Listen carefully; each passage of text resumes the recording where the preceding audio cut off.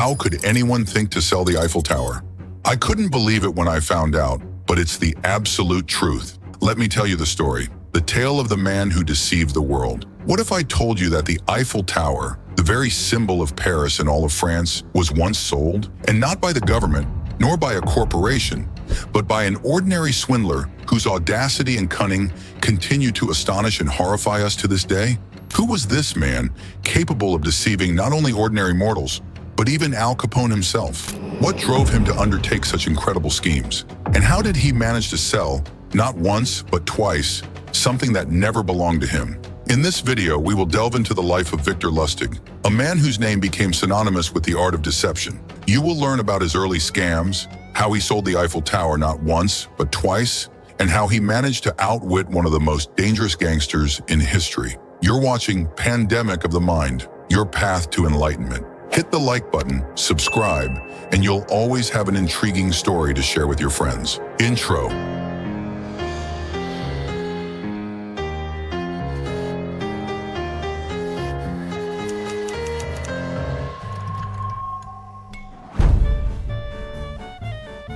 Victor Lustig, born in 1890 in the Czech town of Hostinje, displayed a remarkable talent for deception from an early age.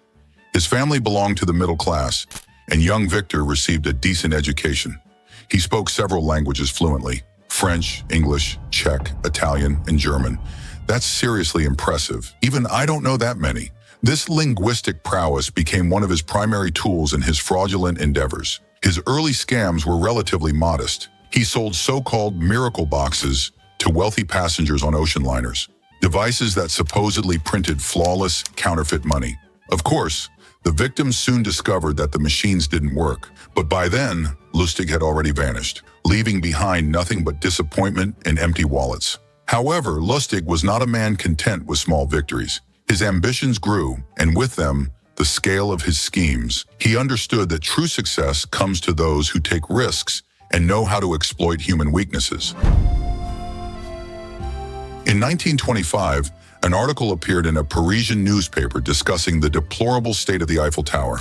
The structure, which had become a symbol of Paris, required costly repairs, and the article even mentioned that the French government was considering demolition as a cheaper alternative. Lustig, ever alert to such opportunities, saw this as the chance for his most audacious scam.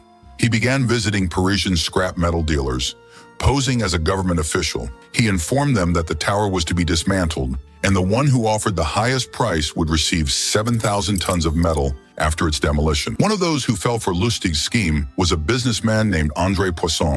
Fearing he might miss out on such a lucrative deal, Poisson not only offered a substantial sum, but also gave Lustig a bribe of 70,000 francs, according to some sources, equivalent to several $100,000 today. Lustig, of course, took the money and disappeared, leaving Poisson with nothing but a profound sense of shame. The most astonishing part of this story is not the scam itself, but the fact that Poisson, even after realizing he had been duped, did not go to the police. He was so embarrassed by his own naivety that he chose to forget the incident altogether. This silence inspired Lustig to repeat the scam. 6 months later, he returned to Paris and sold the Eiffel Tower once more. But this time, the victim did not remain silent, forcing Lustig to flee to the United States. In addition to his famous scams like selling the Eiffel Tower and swindling Al Capone, Victor Lustig was a master of creating elaborate, multi-layered schemes that left his victims utterly bewildered. One such scam was the so-called Romanov inheritance, a fictional fortune that Lustig used to deceive American bankers. In the early 1930s, Lustig posed as a Russian aristocrat and claimed to be the heir to a vast fortune belonging to the Romanov family, a dynasty he entirely fabricated. Perhaps he was inspired by the history of the great Russian Romanov dynasty, which was indeed overthrown by the Communist Revolution in 1917. He asserted that his family owned extensive lands and treasures in Russia, but after the 1917 revolution, all their wealth had been frozen. Lustig claimed he needed funds to unfreeze these assets and offered bankers the chance to invest in his venture, promising astronomical returns. To make his story convincing, Lustig created forged documents, including fake letters from European banks, and even proof of ownership of non-existent lands.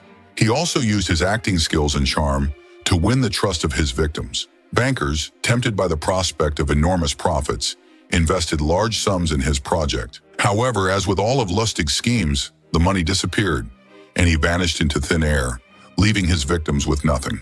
This scam never gained the same notoriety as the sale of the Eiffel Tower, but it demonstrates just how sophisticated and multifaceted his approach to fraud truly was. In the mid-1920s, Lustig was at the height of his powers.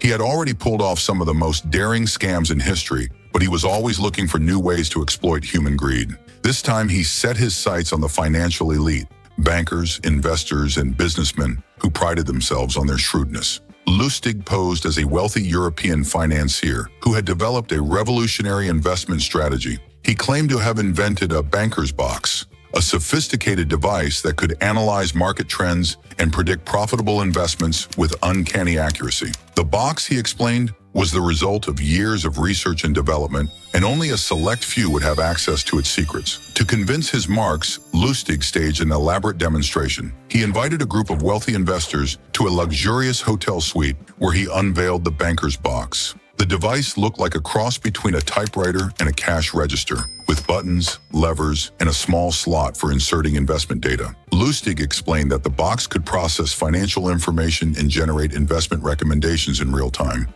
To prove its effectiveness, he fed the machine data from recent stock market transactions. Within minutes, the box analyzed the data and spat out a series of recommendations. Lustig then showed his guests newspaper clippings that appeared to confirm the box's predictions. Of course, the box was a complete fake. The recommendations were based on publicly available information, and the newspaper clippings had been carefully selected to match the box's output. But to his victims, it seemed like a miracle. Once the investors were convinced of the box's legitimacy, Lustig offered to let them in on the action for a price. He explained that the box was incredibly expensive to produce and maintain, and that he needed capital to scale up its operations. In exchange for their investment, he promised to share the profits generated by the box. The investors, eager to get in on the ground floor of what they believed was a revolutionary technology, handed over large sums of money. Lustig, true to his word, provided them with regular updates on the box's performance, complete with fake financial statements and glowing testimonials from other satisfied investors. But as with all of Lustig's scams, the money eventually disappeared. When the investors began to ask questions, Lustig simply vanished, leaving them with nothing but a worthless box and a profound sense of embarrassment.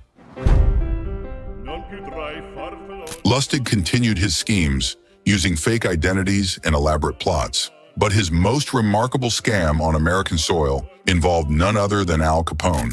Lustig proposed that Capone invest $50,000 in a deal that would supposedly double his money. He didn't go into details, but hinted that it involved alcohol smuggling. This was during Prohibition, and Capone was making millions from illegal liquor trade. Lustig convinced Capone that the deal required time to mature and that the money needed to be frozen for 2 months. Capone, despite his notorious reputation, agreed. Lustig took the money and simply locked it in a safe. 2 months later, he returned the full amount to Capone, claiming the deal had fallen through. However, he added that he had been honest and hadn't spent a single cent. Capone, impressed by such integrity, gave Lustig a $5,000 bonus for honesty. This was exactly what Lustig had been counting on. Despite his genius, Lustig eventually made a mistake that led to his downfall. In 1935, he was arrested in New York for counterfeiting. Although Lustig had long evaded capture, his fame and methods had become known to the police. He was arrested after one of his mistresses, tired of his constant deceit, turned him into the authorities. Lustig was convicted and sent to Alcatraz, where he spent 11 years. Even in prison, he remained an enigmatic figure, earning the respect of both inmates and guards. In 1947, shortly before his death, he wrote memoirs revealing some of the secrets of his scams. However, much of his life remains shrouded in mystery. Victor Lustig was not merely a con artist, he was a master of deception, a virtuoso of psychological manipulation. His story reminds us that even the most incredible scams are possible if one knows how to exploit human weaknesses. So the next time you see the Eiffel Tower, remember the man who sold it twice and ask yourself, are we too trusting? This has been your doctor on your path to enlightenment.